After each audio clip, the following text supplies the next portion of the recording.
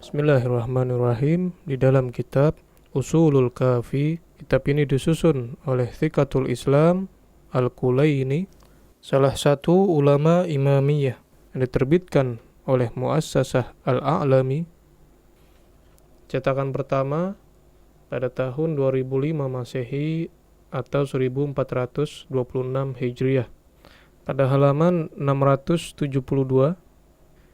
Kitab Ar-Raudhah diriwayatkan dari Ismail ibn Jabir an Abi Abdullah, dari Abu Abdullah, maksudnya adalah Imam Shadiq alaihi salam, annahu kataba bihadhihi risalah, bahwasanya Imam alaihi salam menulis risalah ini ila ashabihi, yang diperuntukkan untuk sahabat-sahabat beliau, wa amarahum bimudarasatiha, dan memerintahkan mereka untuk mempelajarinya, wan nadhari fiha, dan memperhatikannya, wal amali biha, beramal dengannya, maksudnya dengan risalah yang Imam tulis alaihi salam, fakanu yad'unaha fi masajidi buyutihim, dan mereka, maksudnya adalah para sahabat Imam Shadiq alaihi salam, meletakkan risalah yang Imam tulis di tempat sholat mereka, di rumah mereka. Fa idza faragu minas sholati nadharu fiha, jikalau para sahabat Imam selesai mengerjakan sholat, mereka melihat risalah yang ditulis oleh Imam alaihi salam. Bunyi risalahnya sangat panjang sampai kepada kalimat Imam alaihi salam yang menjadi pembahasan kita kali ini.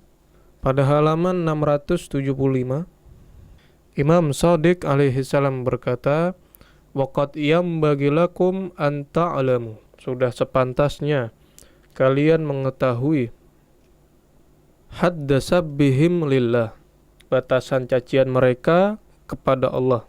Innahu man sabba awliya Allahi, sesungguhnya siapa yang mencaci awliya Allah, faqad intahaka sabballah, maka dia telah merusak kehormatan yang menjadikan dia mencaci Allah. Maksudnya adalah barang siapa yang mencaci orang yang dekat dengan Allah, maksudnya adalah wali Allah, maka sama saja dia mencaci Allah.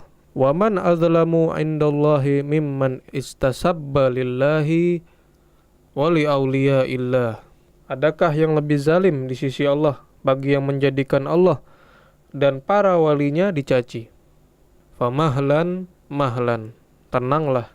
Fattabi'u amrullah, dan ikutilah perintah Allah. Wala haula wala quwwata illa billah. Dari sini kita dapati bahwa Imam Shadiq alaihi salam mengatakan barang siapa yang mencaci seseorang yang dekat dengan Allah, aulia Allah, maka sama saja dia mencaci Allah.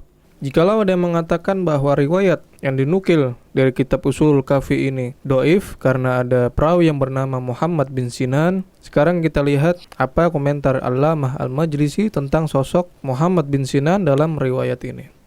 Dalam kitab beliau yaitu Mir'atul Uqul fi Syarhi Akhbar Alir Rasul, yang disusun oleh Allamah Syekhul Islam Muhammad Baqir Al-Majlisi, yang diterbitkan oleh Darul Kutub Al-Islamiyah, cetakan kedua, yang dicetak tahun 1385 Hijriah. Sebelum saya nyatakan perkataan Allamah Al-Majlisi, perlu diketahui hadis yang dikomentari oleh Allamah Majlisi adalah hadis yang saya bacakan di kitab Ushulul Kafi.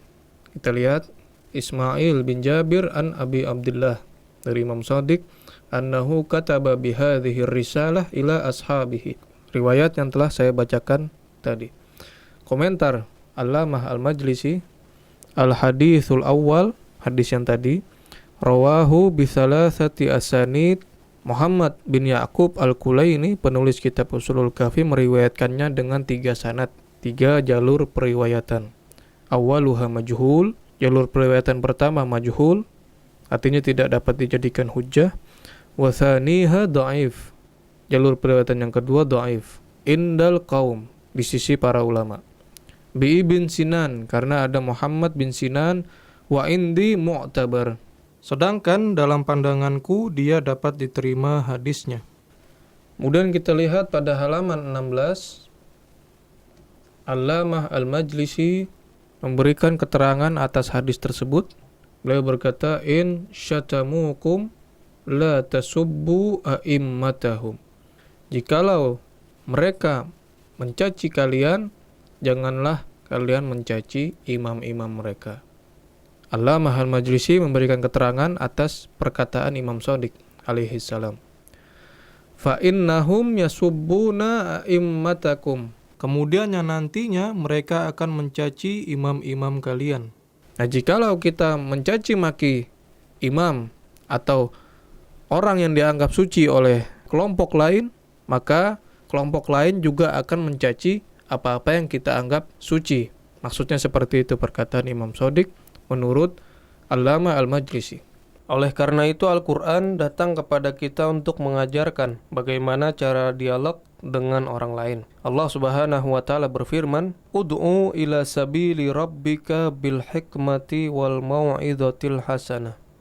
Ajaklah ke jalan Tuhanmu dengan hikmah dan pelajaran yang baik. Wajadilhum billati hiya ahsan. Dan debatlah mereka dengan cara yang paling baik. Al-Quran Surat An-Nahl ayat 125.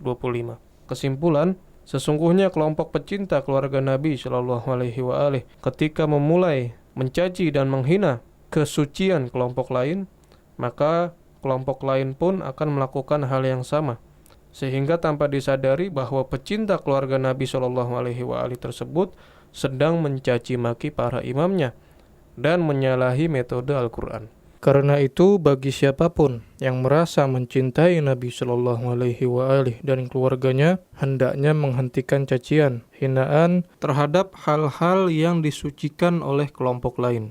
Inilah riwayat yang dinukil oleh Al-Kulaini, salah satu ulama Imamiyah dalam kitabnya Ushulul Kafi, yang diberikan keterangan oleh Allamah Al-Majlisi, salah satu ulama Imamiyah juga, dalam kitabnya Mir'atul Uqul. Wassallallahu ala sayyidina Muhammadin wa ala alihi at-tayyibin at-tahirin walhamdulillahi rabbil alamin.